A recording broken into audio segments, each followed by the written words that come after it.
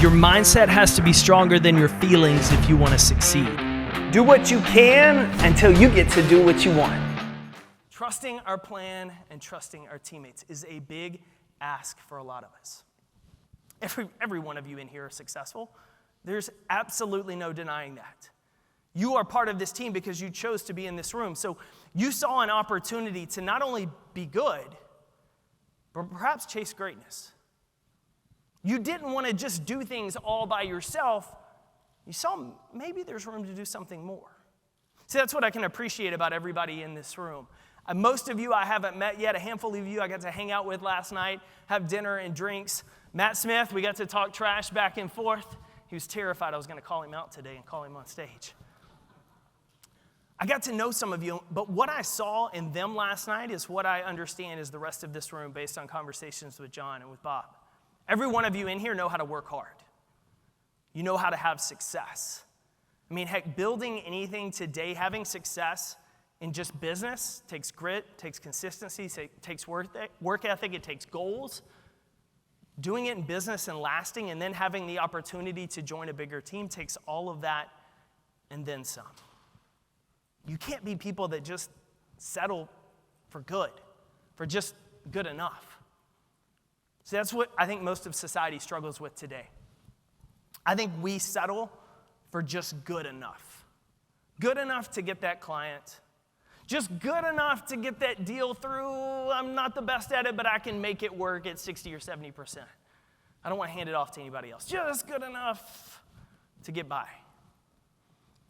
I don't know anybody I've ever met in my life, though, that says I want to have a just good enough marriage. I want my finances to be just good enough to get by. Just good enough, to be honest, is a bar closer to average than it is excellence.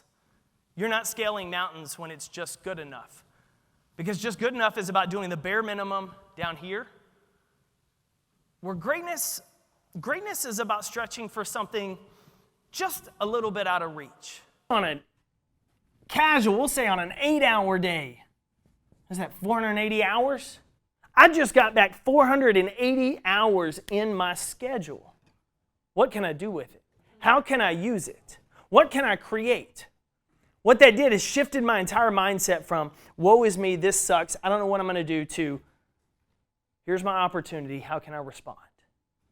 Situation didn't change, still pissed, I was still angry, but I chose to focus on what's still in my control and reframe the situation. Every one of us have an opportunity. When something doesn't go right on the job site and we get frustrated, it's super easy to start kicking ourselves, to get upset, to get angry, or reframe the situation. Guess what? I messed up here. I didn't properly train this. So how am I going to look at this? This is a great learning experience. How can we make sure this doesn't happen again, and how can we be proactive in preventing it in the future? Situation hasn't changed. What happened has happened. How we choose to look at it has, with our attitude, our actions, and our effort. That's what separates us as leaders. Because what our teams expect and what our teams need is consistency. They need us to be consistent. They need us to be people of our word. They need us to control our controllables. That when we start to go off attitude and we get upset and we're angry and we're about to blow a gasket, we catch ourselves. What's the most helpful and most productive thing I can do in this situation? It's not scream. It's not yell. Can't change it. What can we do to make this situation better? And I've heard y'all say that in various instances. And I shared earlier, I grew up in East Texas. And one of the things I did growing up was working gas stations. My dad had a small chain of convenience stores, and so from like the age of 7, I was working in these stores on the weekends, summer break, sweeping the parking lot, cleaning the gas pump, stocking the ice cooler. You name it, I did it all. And I hated every second of it. But one of the things I'll never forget about those summers working that store is one summer in particular. I'm stocking the cooler, and I'd come out and was starting to fill bags of ice. And the two girls that were working the front register were checking out customers and stocking new cigarettes. And all of a sudden, my dad comes in and kind of looks around, and then he jumps in. He changes the box that goes under the Coke machine that fills all the soda lines. He's jumping in, helping me bag ice. He goes outside, cleans a couple of pumps. And I kind of stopped and watching. What is he doing? And so when we finished up and I got back in the truck to go home, I was like, Dad, why did you do all that stuff? Like, you pay me hardly anything. You pay the employees. Like, why are you jumping in doing this work you're paying us to do? You're the boss. You own the store. And I'll never forget, he looked at me and said, a leader has to be willing to roll up their sleeves and do the work they ask others to. He said, I want my team to know that just because I ask them to do something doesn't mean it's beneath me. It just means it's part of their role. And so when I jump in and do the work too, they can see I can set the example. A lot of times we forget that leadership is life service and not lip service. It's how we live and the standard we set with our actions, not necessarily what we tell people to do.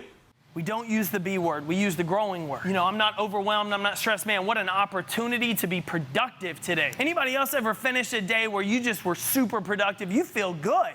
I got a lot of stuff done today. You finish that day, you feel great. You finish the day, man, I'm so busy, I feel terrible, I'm tired, give me a drink, I'm so done with this. It's a bad mood, man, I was so busy all day, it's a weight. I was productive today means you accomplished things. Busy, we don't know if that's accomplishing things or you're a hamster on a wheel just spinning your tire. You're not stressed, you're not back to back, you're not overwhelmed, you're productive. And I'm getting things done. If we're people that get things done, we have to be productive to get things done. Busy people don't always get things done. They stay busy, their schedules are full, but they're running in circles. Productive people accomplish things. They get things done and they make patients better and get them out the door to living the life they want. We have to care for each other in this room. And the easiest way we do that every single day is to plant words of encouragement in each other. Whether you love working with that person beside you or you're still just trying to get used to not driving them crazy, how are you showing up every day and giving them a little bit of love, a little bit of encouragement, asking them what's going on in their world outside of what goes on between 8 and 5?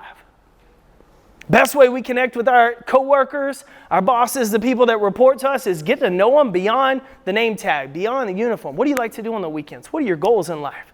What's your favorite memory growing up? How can I learn about you? Because the better I connect with you, the better I'm going to want to work alongside you. Better I'm going to want to work alongside you, the better experience all of our customers are going to have walking in the door. The one thing I've heard over and over and over again from Justin and Shanna in this room and the opportunity I've had to get to know them since September is relationships, people. That's what comes first here. We're about relationships. We're a family. And so every time somebody walks in that door, they've got to know we are a family. And sometimes families fight. Sometimes families disagree. But families still sit down at that dinner table and break bread every night, regardless of whether they disagree, regardless of whether they're a Cowboys fan or not. We got to plant seeds every day in our coworkers. We got to love them, we got to encourage them, and most of all, when one of them falls short, when somebody messes up, because we're all going to, nobody in here is perfect, instead of calling them out like every other company would do, we got to be different and call them up. Instead of pointing the finger and telling them where you messed up, where you got it wrong, where you are just falling short, we got to come alongside them and say, you know what? We missed the mark here. How can we do better next time? How can I help you make sure we hit this mark next time? You don't need perfect conditions in order to succeed. You don't need a better time. What you need to do is start taking action.